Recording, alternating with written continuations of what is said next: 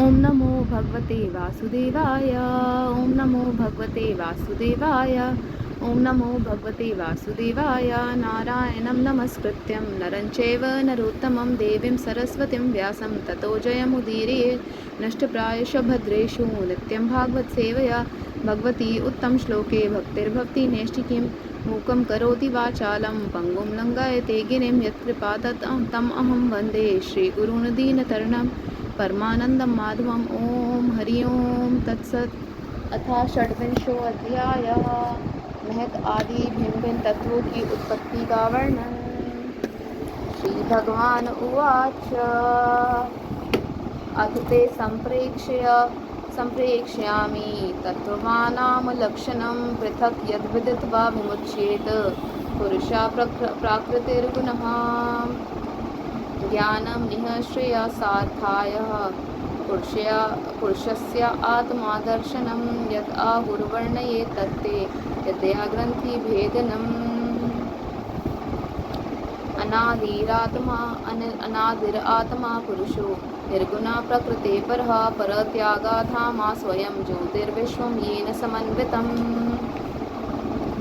सा एषा प्रकृतिं सूक्ष्मां देवीं गुणमयीं विभु यदृच्छया वोपगताम् अभ्यपद्यत लीलया गुणैर्विचित्रा सृजतिं सरूपः प्रकृतिं प्रजः विलोकयामुहे सदया सा ह्य ज्ञानभूयः एवं प्राभिधायेनेन कर्तृत्वं प्रकृते पुमान् कर्मसु क्रियमाणेषु गुणैरात्मनि मन्यते तत् अस्य संसृष्टिर्बन्धः पारतन्त्र्यं च तत्कृतं भवति अकर्तुर्विषयस्य साक्षिणो निवृत्तिरात्मनः कार्यकारणकर्तृत्वे कारणं प्रकृतं विदु भोक्तृविते सुखादुःखानां पुरुषं प्रकृते परम् देवहूतिरुवाच प्रकृते पुरुषस्यापि लक्षणं पुरुषोत्तम ब्रूहि कारणयोरस्य यद् सद् असच् च यद् आत्मकम्। श्री भगवान ने कहा, माता जी, अब मैं तुम्हें प्रकृति के आदि सब तत्वों के अलग अलग लक्षण बतलाता हूँ। इन्हें जानकर मनुष्य प्रकृति के गुणों से मुक्त हो जाता है। आत्मदर्शन रूप ज्ञान ही पुरुष के मोक्ष का कारण है और वही उसकी अहंकार रूप हृदय ग्रंथि का छेदन करने वाला है। ऐसा पंडित जन कहते हैं। उस ज्ञान का मैं तुम्हारे आगे वर्णन करता हूँ। यह सारा जगत जिससे व्याप्त होकर प्रकाशित होता है वह आत्मा ही पुरुष है।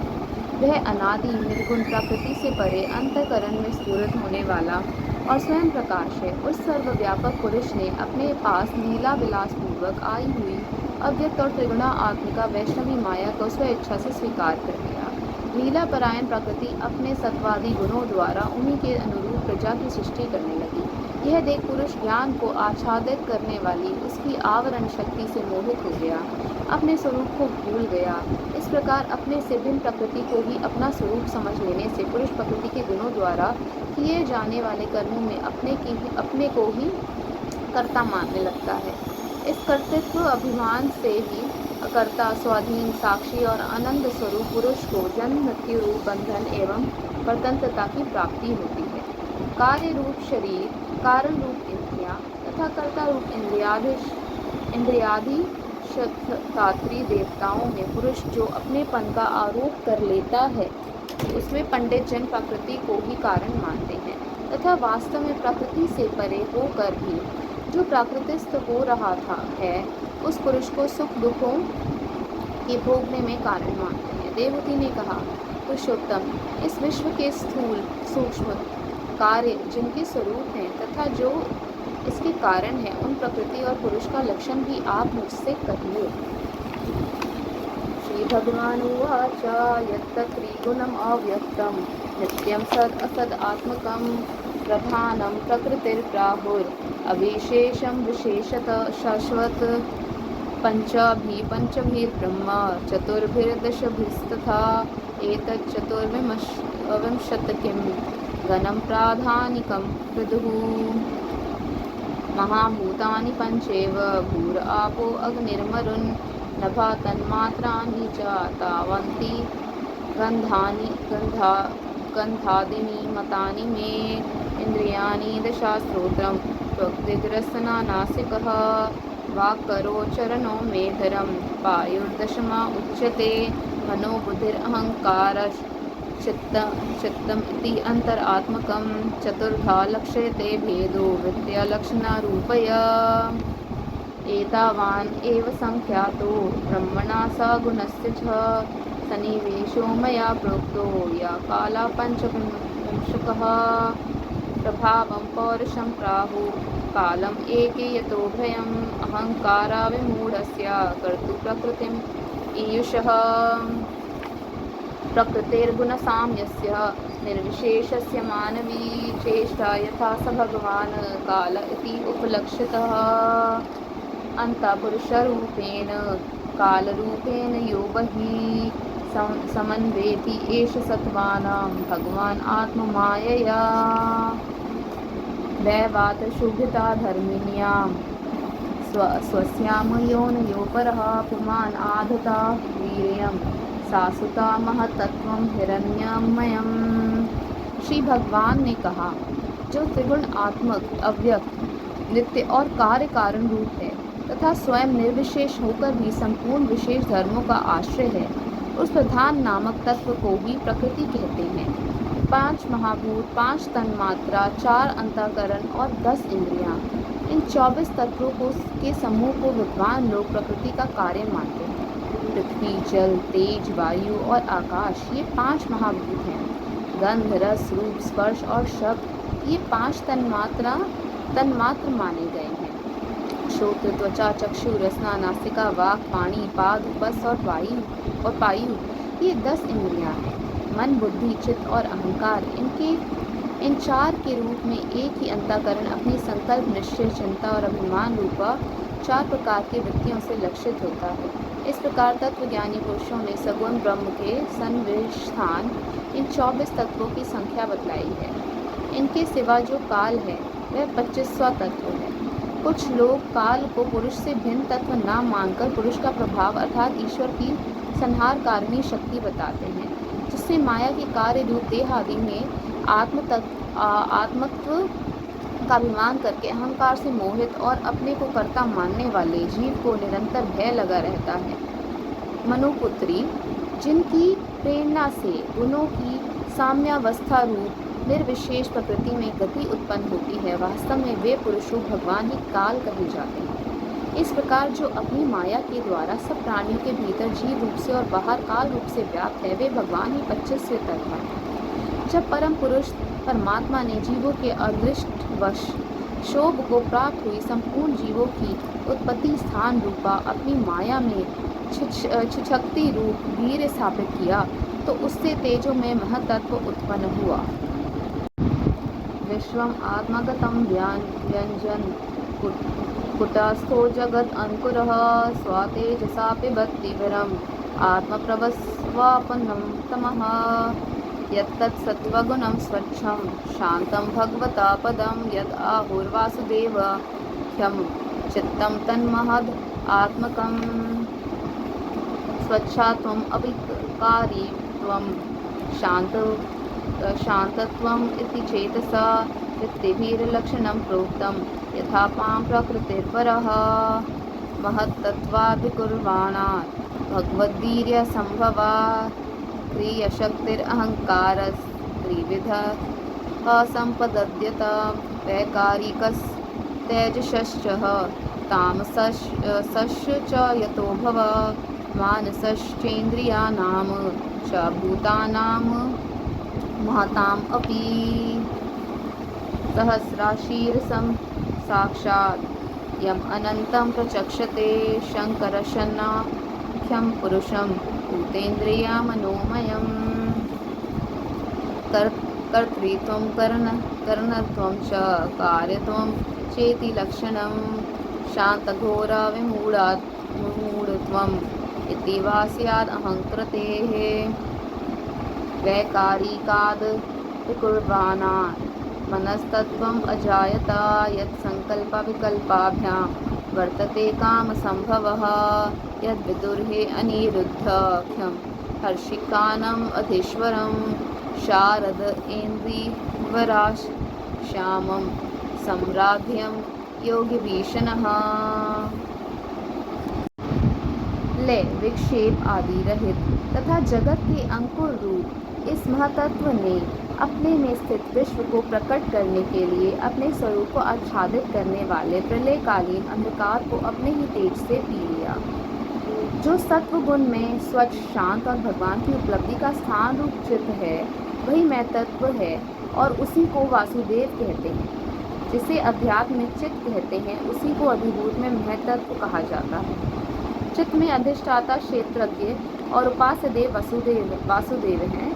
इसी प्रकार अहंकार में अधिष्ठाता रुद्र और उपास्य देव संकर्षण है। बुद्धि में अधिष्ठाता ब्रह्मा और उपास्य देव प्रद्युम्न हैं तथा मन में अधिष्ठाता चंद्रमा और उपास्य देव अनिरुद्ध हैं। जिस प्रकार पृथ्वी आदि अन्य पदार्थों के संसर्ग से पूर्व जल अपनी स्वाभाविक पेन तरंगादिर रहित अवस्था में अत्यंत स्वच्छ विकार शून्य एवं शांत होता है, उसी प्रकार अपनी स्वभावी की अवस्था की दृष्टि से स्वच्छत्व, अविकारित्व और शांतत्व की वृत्तियों सहित चित्त का लक्षण कहा गया है। तदंतर भगवान की वीर रूप चित्त शक्ति से उत्पन्न हुए महतत्व के विकृत होने पर उससे क्रिया शक्ति प्रधान अहंकार उत्पन्न हुआ। वह वैकारिक तेजस और तामस भेद से 3 प्रकार का है। उसी से क्रमशः मन, इंद्रियों और पंच महाभूतों की उत्पत्ति हुई। इस भूत, इंद्रिय और मन रूप अहंकार को ही पंडित जन साक्षात संकर्षण नामक सहस्र सिर वाले अनंत देव कहते हैं। इस अहंकार का देवता रूप से कर्तृत्व, इंद्रिय रूप से कारणत्व और पंचभूत रूप से कार्यत्व लक्षण है तथा सत्वादि गुणों से संबंध शांतत्व, घोरत्व और मूढ़त्व भी इसी के लक्षण हैं। उपयुक्त 3 प्रकार के अहंकार में से वैकारिक अहंकार के विकृत होने पर उससे मन हुआ, जिससे संकल्प विकल्पों से कामनाओं की उत्पत्ति होती है।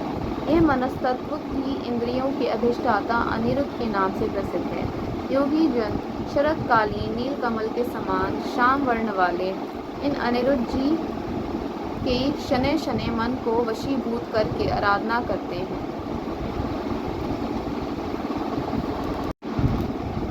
तेजसा तु विकुर्वाणात् बुद्धितत्त्वम् अभूत्सति द्रव्यस्फूर्णा विज्ञानम् इन्द्रियाणाम् अनुग्रह संशयो अथ विपर्यासो निश्चया स्मृतिरेव च स्वापा इति उच्यते। बुद्धेर्लक्षणं वृत्तितः पृथक् तेजसानिन्द्रियाणि एव क्रियाज्ञानविभागशः प्राणस्य हि क्रियाशक्तिर्बुद्धिर्विज्ञानशक्तितः तामसाच् च विकुर्वाणात् भगवद्वीर्यचोदितात् शब्दमात्रम् अभूतं सा तस्मात् नभाश्रोत्रं तु शब्दगम् अर्थश्रेय त्वं शब्दस्य द्रष्टृलिङ्गत्वम् एव च तन्मात्रत्वं न च नभसो लक्षणं कव्यो विदुः भूतानां चित्रदात्रीवं बहिरन्तरम् एव च प्राणेन्द्रिय आत्मा धिष्ण्यत्वं नभसो वृत्तिलक्षणं नभसा शब्दतन्मात्रा कालगत्या विकुर्वतः स्पर्शो अभवत् ततो वायुस्त्वक्स्पर्शस्य संग्रह मृदुत्वं कठिनत्वं च शैत्यम् उष्णत्वम् एव च एतत्स्पर्शस्य स्पर्शत्वं तन्मात्रत्वं नभस्वतः चालनं व्यूहनं प्राप्ते नेतृत्वं द्रव्यशब्दयोः सर्वेन्द्रियाणाम् आत्मत्वं वायुकर्माभिलक्षणम्। साध्वी फिर तेजस अहंकार में विकार होने पर उससे बुद्धि तत्व उत्पन्न हुआ। वस्तु का स्फुरण रूप विज्ञान और इंद्रियों के व्यापार में सहायक होना, पदार्थों का विशेष ज्ञान करना, ये बुद्धि के कार्य हैं। वृत्तियों के भेद से संशय, विपर्य, विपरीत ज्ञान, निश्चय, स्मृति और निद्रा भी बुद्धि के ही लक्षण हैं। यह बुद्धि तत्व ही प्रद्युम्न है। इंद्रियां भी तेजस अहंकार का ही कार्य है। कर्म और ज्ञान के विभाग से उनके कर्म इंद्रिय और ज्ञान इंद्रिय दो भेद हैं। इनमें कर्म प्राण की शक्ति है और ज्ञान बुद्धि की। भगवान की चेतन शक्ति की प्रेरणा से तामस अहंकार के विकृत होने पर उससे शब्द तन्मात्रा का प्रादुर्भाव हुआ। शब्द तन्मात्र से आकाश तथा शब्द का ज्ञान कराने वाली श्रोतेंद्रिय उत्पन्न हुई। अर्थ का प्रकाशक होना, ओट में खड़े हुए वक्ता का भी ज्ञान करा देना और आकाश का सूक्ष्म रूप होना, विद्वानों के मत में यही शब्द के लक्षण हैं। भूतों को अवकाश देना, सबके बाहर भीतर वर्तमान रहना तथा प्राण इंद्रिय और मन का आश्रय होना, ये आकाश के वृत्ति कार्य रूप लक्षण हैं। फिर शब्द तन्मात्रा के कार्य आकाश में काल गति से विकार होने पर स्पर्श तन्मात्रा हुआ और उससे वायु तथा स्पर्श का ग्रहण कराने वाली त्वगेंद्रिय त्वचा उत्पन्न हुई। कोमलता, कठोरता, शीतलता और उष्णता तथा वायु का सूक्ष्म रूप होना यह स्पर्श के लक्षण है। वृक्ष की शाखा आदि को हिलाना, तृण आदि को इकट्ठा कर देना, सर्वत्र पहुँचना, गंधायुक्त द्रव्य को घ्राण आदि इंद्रियों के पास तथा शब्द को श्रोतेंद्रिय के समीप ले जाना तथा समस्त इंद्रियों को कार्य शक्ति देना, ये वायु की वृत्तियों के लक्षण हैं। तदंतर देव की प्रेरणा से स्पर्श तन्मात्र विशिष्ट वायु के विकृत होने पर उससे रूप तन्मात्रा हुआ तथा उससे तेज और रूप को उपलब्ध कराने वाली नेत्र इंद्रिय का प्रादुर्भाव हुआ। द्रव्याकृतित्वं गुणता व्यक्तिव संस्थात्वम् एव च तेजस्त्वं तेजसा साध्वी रूपमात्रस्य आवृतया द्योतनं पंचनं अपानम् अदनं हिमामर्दनं तेजसो वृतयस्त्वहेहिता शोषणं शुद्धहृद एव च रूपमात्रा विकुर्वाणात् तेजसो देवचोदितात् रसमात्रम् अभूत् तस्मात् अम्बुजीव रसगृह शायो मधुरस्तिक्तः कत्व अम्ला इति निकधा भौतिकानां विकारेण रस एको विभिद्यते कलेदनं पिण्डनं तृप्ति प्राणपाय नोनतनं तापापनोदो भूयस्त्वम् अम्बसो वीर्तयस्तव इमः रसामाता विकुर्वाणात् अम्बसो देवचोदितात् गन्धमात्रम् अभूत् तस्मात् पृथ्वी घृणास सुगन्धग कर्मभिपूति सौरभ्य शान्तो ग्रामलादिभिः पृथक् द्रव्य वयः वैषम्यात् गन्ध एको विभिद्यते भावनं ब्रह्मनासानं धारणं सद्विशेषणं सर्वसत्त्वगुणोद्भेद वृत्तिलक्षणम् नभो गुणाविशेषो अर्थो यस्य तच्छ्रोत्रम् उच्यते वायुर्गुणाविशेषो अर्थो यस्य तत्स्पर्शनं विदुः। साध्वी वस्तु के आकार का बोध कराना, गौण होना, द्रव्य के अंग रूप के प्रतीत होना, द्रव्य का जैसा आकार प्रकार और परिमाण आदि हो उसी रूप में उपलक्षित होना तथा तेज का स्वरूप भूत होना, ये सब रूप तन्मात्रा की वृत्तियां हैं। चमकना, पकाना, शीत को दूर करना, सुखाना, भूख प्यास पैदा करना और उनकी निवृत्ति के लिए भोजन एवं जलपान कराना, ये तेज की वृत्तियां हैं। फिर देव की प्रेरणा से रूप मात्रमय तेज के विकृत होने पर उससे रस तन्मात्र हुआ और उससे जल तथा रस को ग्रहण कराने वाली रसनेन्द्रिय जीवा उत्पन्न हुई। रस अपने शुद्ध स्वरूप में एक ही है, किंतु अन्य भौतिक पदार्थों के संयोग से वह कसैला, मीठा, तीखा, कड़वा, खट्टा, नमकीन आदि कई प्रकार का हो जाता है। गीला करना, मिट्टी आदि को पिंडाकार बना देना, तृप्त करना, जीवित रखना, प्यास बुझाना, पदार्थों को मृदु कर देना, ताप की निवृत्ति करना और धूप आदि में से निकाले गए जाने पर भी वहाँ बार बार पुनः प्रकट हो जाना, ये जल की वृत्तियाँ हैं। इसके पश्चात दैव प्रेरित रस स्वरूप जल के विकृत होने पर उससे गंधक तन्मात्र हुआ और उससे पृथ्वी तथा गंध को ग्रहण कराने वाली घ्राणेन्द्रिया प्रकट हुई। गंध एक ही है, तथापि परस्पर मिले हुए द्रव्य भागों की न्यूनाधिकता से वे मिश्रित गंध, दुर्गंध, सुगंध, मृदु, तीव्र और अमल, खट्टा आदि अनेक प्रकार का हो जाता है। प्रतिमादि रूप से ब्रह्म की साकार भावना का आश्रय होना, जल आदि कारण तत्वों से भिन्न किसी दूसरे आश्रय की अपेक्षा किए बिना ही स्थित रहना, जल आदि अन्य पदार्थों को धारण करना, आकाश आदि का अवच्छेदक होना, घटाकाश, मठाकाश आदि भेदों को सिद्ध करना तथा परिणाम विशेष से संपूर्ण प्राणियों के स्त्री तत्व, पुरुष तत्व आदि गुणों को प्रकट करना, ये पृथ्वी के कार्य रूप लक्षण है। आकाश का विशेष गुण शब्द जिसका विषय है वह श्रोत इंद्रिया, वायु का विशेष गुण स्पर्श जिसका विषय है वह त्वग इंद्रिया है। तेजो गुणा विशेषो अर्थो यस्य तच्चक्षुर उच्यते, अम्भो गुणा विशेषो अर्थो यस्य तद्रसनं विदुः, परस्या दृश्यते धर्मो ते अपरस्मिन् समन्वयात्, अतो विशेषो भावानां भूमाव एवोपलक्ष्यते। एतानि असंहत्य यदा महद् आदीनि सप्तवे कालकर्मा गुणोपेतो जगद् आदिरुपविशत्, ततस्तेनानुविधेद्भ्यो युक्तिभ्यो अण्डम् अचेतनम् उत्थितं पुरुषो यस्माद् उदतिस्थद् असो विराट्, एतद् अण्डं विशेषाख्यं क्रमवृद्धेर्दशोत्तरः तोयादिभिः परिवृत्तं प्रधानेन वृत्तेर्बहिः, यत्र लोकावतानो अयं रूपं भगवतो हरेः। हिरण्मयाद् अण्डकोशाद् उत्थाय सलिलेशयात् तम् अविश्य महादेवो बहुधा निरभिधेय तास्य प्रथमं मुखं वाणी ततो अभवत्, वानया वह्निरथो नासे प्राणुतो गृहणा एतयो, ग्रहाणाद् वायुरभिधेयताम् अक्षिणे चक्षुर एतयो, तस्मात् सूर्योऽन्यभिधेयतां कर्णो श्रोत्रं ततो दिशः। तेज का विशेष गुण रूप जिसका विषय है वह नेत्रेंद्रिय है।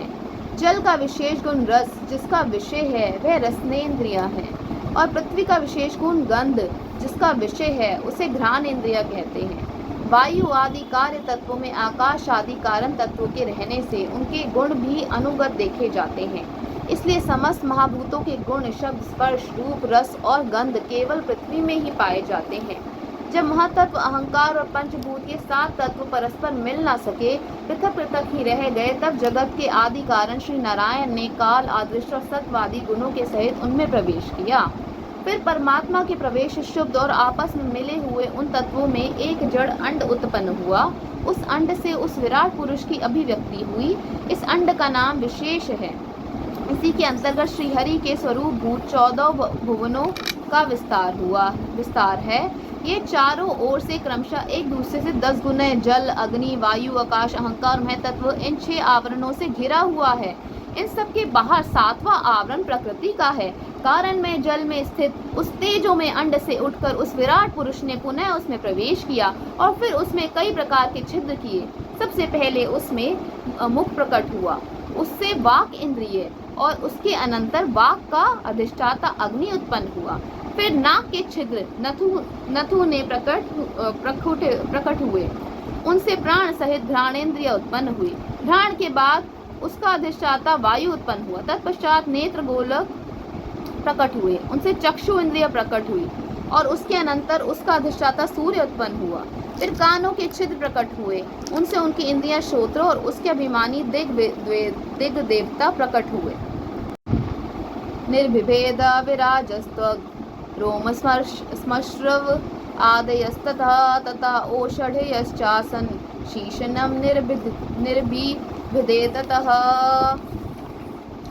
रेतस्तस्माद् आप आसन निरभिद्यत वेगुदं गुदाद अपानो अपनानाच च मृत्युर्लोक भयानकरः हस्त च निर्भिद्येताम बलं ताभयां तथा स्वराट् पादौ च निर्भेदेताम् गतिस्ताभयां ततो हरि नादयो अस्य निर्बध्यन्त ताभयलोहितम् आवृतं नद्यास्ततः सम्भवन् उदरं निर्भिदयता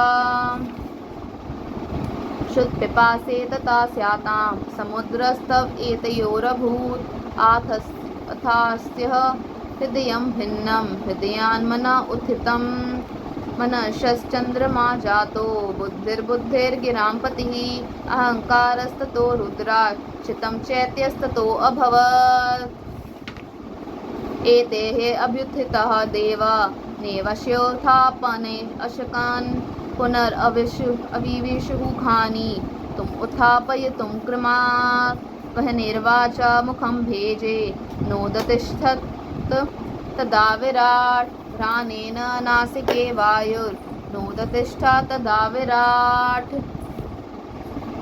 इसके बाद उस विराट पुरुष की त्वचा उत्पन्न हुई, उसमें रोम, मूछ, दाढ़ी और सिर के बाल प्रकट हुए और उनके बाद त्वचा की अभिमानी औषधियां अन्न आदि उत्पन्न हुई। इसके पश्चात लिंग प्रकट हुआ, उसके वीर्य और वीर्य के बाद लिंग का अभिमानी आपोदेव जल उत्पन्न हुआ। फिर बूदा प्रकट हुई, उससे अपान वायु और अपान के बाद उसका अभिमानी लोगों को भयभीत करने वाला मृत्यु देवता उत्पन्न हुआ। तदंतर हाथ प्रकट हुए, उनसे बल और बल के बाद हस्तेंद्रिय का अभिमानी इंद्र उत्पन्न हुआ। फिर चरण प्रकट हुए, उनसे गति गमन की क्रिया और फिर पादेंद्रिय का अभिमानी विष्णु देवता उत्पन्न हुआ। इसी प्रकार जब विराट पुरुष की नाड़ियां प्रकट हुई तो उनसे रुधिर उत्पन्न हुआ और उससे नदियां हुई। फिर उसके उदर पेट प्रकट हुआ, उससे क्षुधा पिपासा की अभिव्यक्ति हुई और फिर उदर का अभिमानी समुद्र देवता उत्पन्न हुआ। तत्पश्चात उसका हृदय प्रकट हुआ, हृदय से मन का प्राकट्य हुआ, मन के बाद उसका अभिमानी देवता चंद्रमा हुआ। फिर हृदय से ही बुद्धि और उसके बाद उसका अभिमानी ब्रह्मा हुआ। तत्पश्चात अहंकार और उसके अनंतर उसका अभिमानी रुद्र देवता उत्पन्न हुआ। इसके बाद चित्त और उसका अभिमानी क्षेत्रज्ञ प्रकट हुआ। जब ये क्षेत्रज्ञ के अतिरिक्त सारे देवता उत्पन्न होकर भी विराट पुरुष को उठाने में असमर्थ रहे तो उसे उठाने के लिए क्रमशः फिर अपने अपने उपस्थित स्थानों में प्रविष्ट होने लगे। अग्नि ने वाणी के स्थान मुख में प्रवेश किया, परंतु इससे विराट पुरुष ना उठा। वायु ने घ्राणेन्द्रिय के सहित नासा छिद्रों में प्रवेश किया, फिर भी विराट पुरुष ना उठा।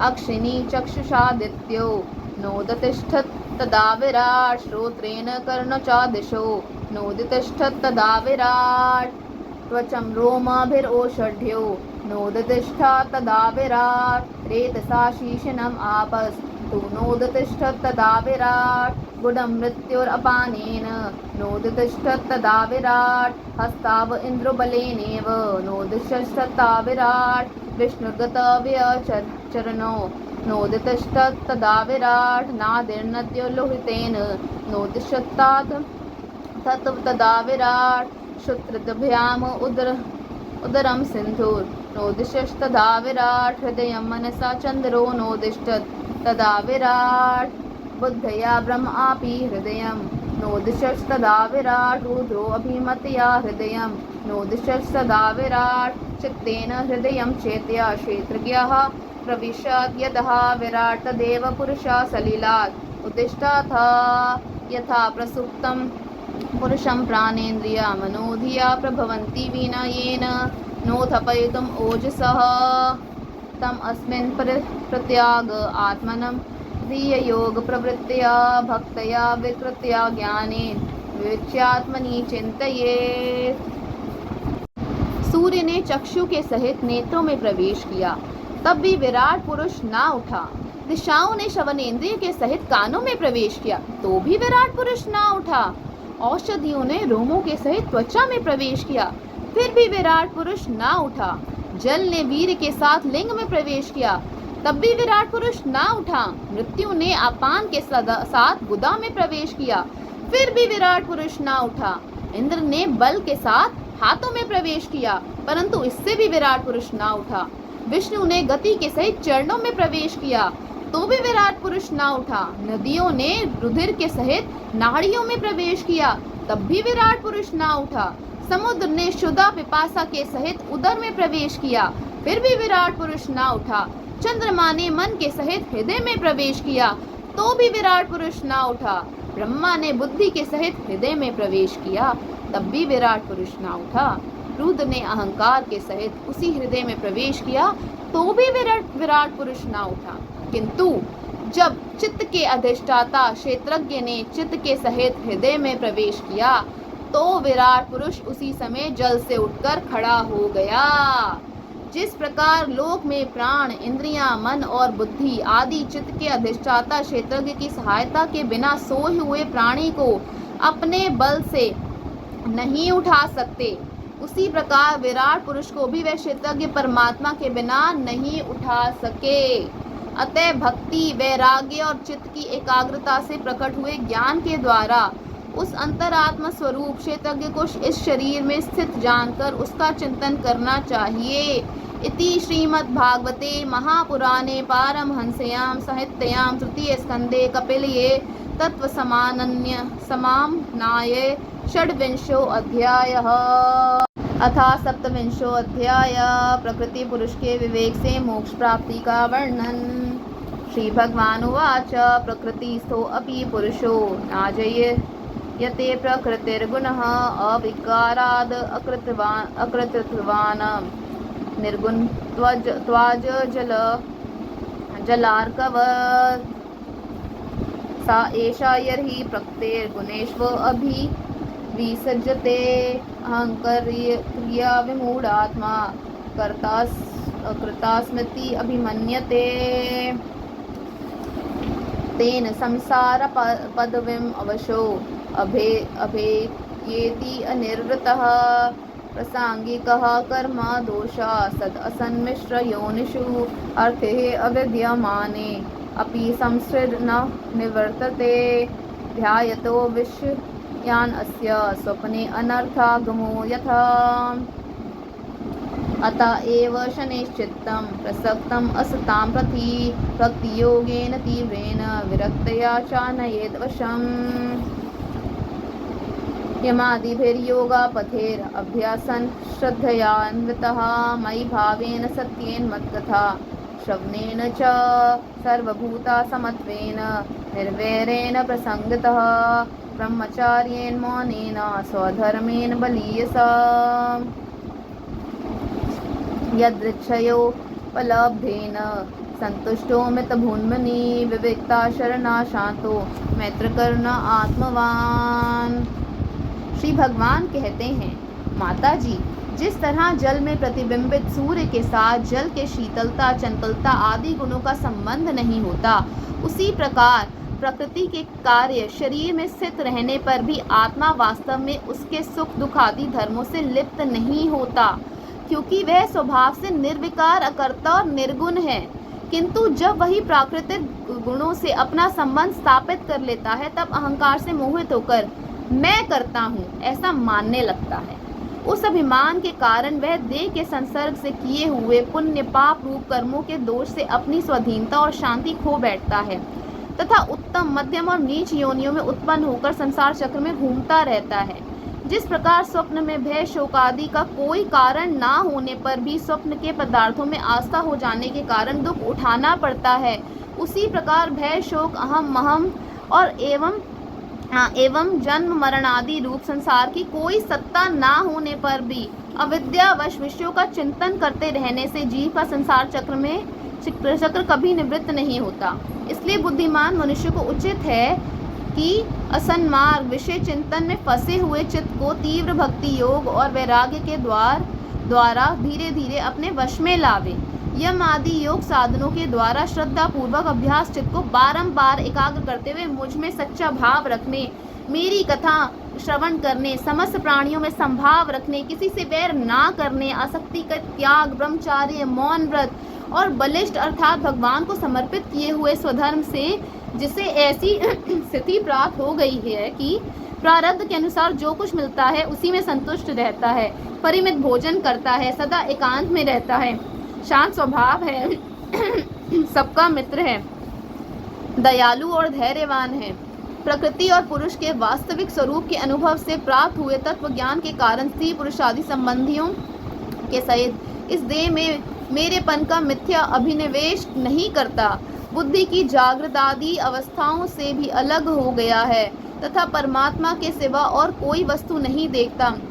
वह आत्मदर्शी मुनि नेत्रों से सूर्य को देखने की भांति अपने शुद्ध अंतःकरण द्वारा परमात्मा का साक्षात्कार उस अद्वितीय ब्रह्म पद को प्राप्त हो जाता है, जो देहादि संपूर्ण उपाधियों से पृथक अहंकार आदि मिथ्या वस्तुओं में सत्य रूप से भासने वाला जगत कारणभूता प्रकृति का अधिष्ठान महदादि कार्य वर्ग का प्रकाशक और कार्य कारण रूप संपूर्ण पदार्थों में व्याप्त है। सानुबंधे च देहे अस्मिन् अकुर्वन् असद् अग्रहं ज्ञानेन दृष्टतत्त्वेन प्रकृतिर्पुरुषस्य च निवृत्ता बुद्धि अवस्थानो दूरीभूतान्यदर्शना उपलभ्य आत्मनाकं चक्षुषेव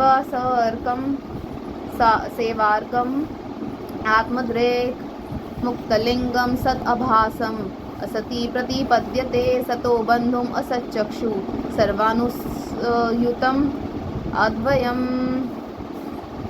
यथा जलास्थाभासः सलास्तेनावदर्श्यते स्वभावस्येन तथा सूर्यो जलास्थेन दिवे स्थितः एवं तीव्र अहंकारो भूतेन्द्रिया मनोमयः स्वभासेर्लक्षितो अनेन सदभासेन सत्यदृक् भूता सूक्ष्मेन्द्रिया मनो बुद्धि आदिष्व इहा निद्रया लिनेष्व असति यस्तत्र विनिद्रो निरहंक्रिया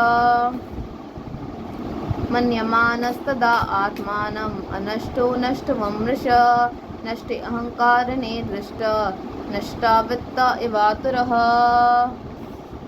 एवं प्रत्यवं ऋष्यासा आत्मनं प्रतिपद्यते सह अहंकारस्य द्रव्यवस्य यस्य यो अवस्थानाम अनुग्रह। जिस प्रकार जल में पड़ा हुआ सूर्य का प्रतिबिंब दीवार पर पड़े हुए अपने आभास के संबंध से देखा जाता है और जल में दिखने वाले प्रतिबिंब से आकाश स्थित सूर्य का ज्ञान होता है, उसी प्रकार वैकारिक आदि भेद से तीन प्रकार का अहंकार देह, इंद्रिय और मन में स्थित अपने प्रतिबिंबों से लक्षित होता है और फिर सत्य परमात्मा के प्रतिबिंब युक्त उस अहंकार के द्वारा सत्य ज्ञान स्वरूप परमात्मा का दर्शन होता है। तो सुषुप्ति के समय निद्रा से शब्द आदि भूत सूक्ष्म इंद्रिय और मन बुद्धि आदि के अव्याकृत में लीन हो जाने पर स्वयं जागता रहता है और सर्वथा अहंकार शून्य है। जागृत अवस्था में यह आत्मा भूत सूक्ष्म आदि दृश्य वर्ग के दृष्टा रूप में स्पष्टतया अनुभव में आता है, किंतु सुषुप्ति के समय अपने उपाधिभूत अहंकार का नाश होने से वह ब्रह्मवश अपने को ही नष्ट हुआ मान लेता है। और जिस प्रकार धन का नाश हो जाने पर मनुष्य अपने को भी नष्ट हुआ मानकर अत्यंत व्याकुल हो जाता है, उसी प्रकार वह भी अत्यंत विवश होकर नष्टवत हो जाता है। माता जी, इन सब बातों का मनन करके विवेकी पुरुष अपने आत्मा का अनुभव कर लेता है, जो अहंकार के सहित संपूर्ण तत्वों का अधिष्ठान और प्रकाशक है। देवहूतिर उवाच पुरुषं प्रकृतिर्ब्रह्मन् न विमुञ्चति कर्हिचित् अन्योन्यवाप्श्य त्वाच चकृत्यत्वाद् अन्यो प्रभो यथा गन्धस्य भूमेश्च नाभावोर्व्यतिरेकतः आपामरसस्य च यथा तथा बुद्धे परस्य च अकर्तुकर्मबन्धो अयं पुरुषस्य यद् आश्रया गुणेषु सतसु प्रकृते कैवल्यं तेषु अता कथम् क्वचित्तत्त्वाममृषेण निवृत्तं भयम् उल्बणम् अनिवृत्तानिमित्तत्वात् पुनः प्रत्यावतिष्ठते। श्रीभगवानुवाच अनिमित्तानिमित्तेन स्वधर्मेण मलाम आत्मना तीव्रया मयि भक्तया च श्रुता संभृत्या चिरं ज्ञानेन दृष्टतत्त्वेन वैराग्येन बलीयसा तपोयुक्तेन योगेन तीव्रेण आत्मसमाधिना प्रकृतो पुरुषस्य हे ध्येयमाना तव अहर्निशं तिरो भवतीर शनकैरग्नेर्योनिरिवारणः भुक्तभोगा परित्याक्ता दृष्टदोषा च नित्यशः नेशावरास्य याशु शुभं धते से महीमनि स्थितस्य च यथा हि अप्रतिबुद्धस्य प्रस्वापो भव अनर्थभृत् स एव प्रतिबुद्धस्य नाविमोहाय कल्पते एवं विदिता तत्त्वस्य प्रकृतिर्मयि मानसम् युञ्जतो नापकुरुतः आत्मरामस्य कर्हि चेत् यदेवम् अध्यात्म रतः कालेन बहुजन्मना सर्वत्र जातवैराग्या अब्राहाम भुवनान्मुनिः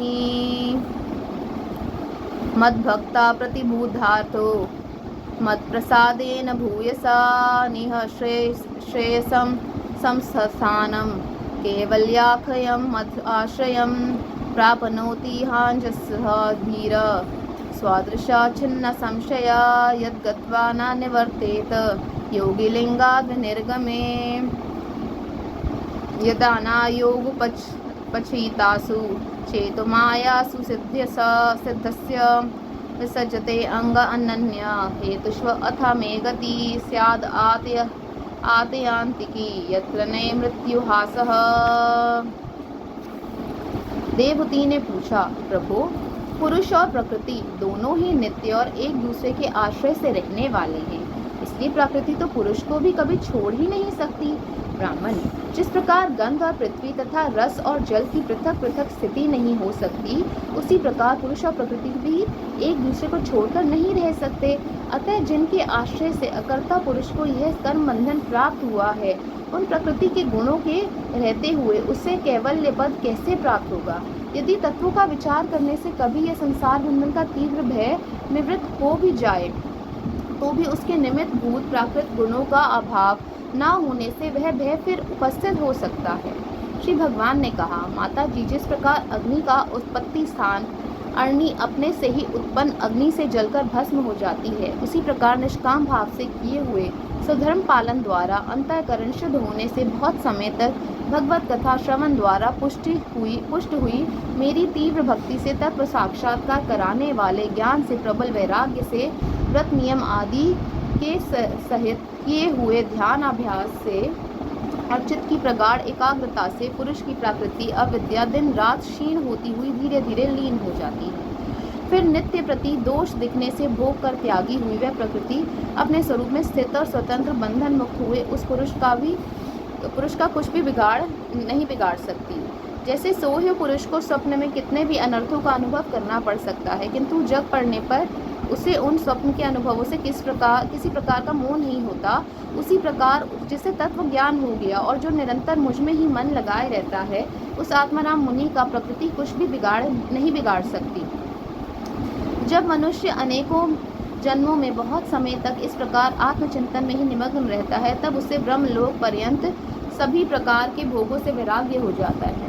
मेरा वह धैर्यवान भक्त मेरी ही महती कृपा से तत्व ज्ञान प्राप्त करके आत्मानुभव के द्वारा सारे संशयों से मुक्त हो जाता है और फिर लिंग देह का नाश होने पर एकमात्र मेरे ही आश्रित अपने स्वरूप भूत कैवल्य संज्ञक मंगलमय पद को सहज में ही प्राप्त कर लेता है, जहाँ पहुँचने पर योगी फिर लौट कर नहीं आता। माता जी, यदि योगी का चित्त योग साधना से बड़ी हुई मायामयी अणिमादि सिद्धियों में जिनकी प्राप्ति का योग के सिवा दूसरा कोई साधन नहीं फंसता, तो उससे मेरा वह अविनाशी परम पद प्राप्त होता है, जहाँ मृत्यु की कुछ भी दाल नहीं गलती। इति श्रीमद्भागवते महापुराणे पारमहंस्यां संहितायां तृतीयस्कन्धे कापिलेयोपाख्याने 27 अध्यायः। ओम हरि ओम तत्सत्।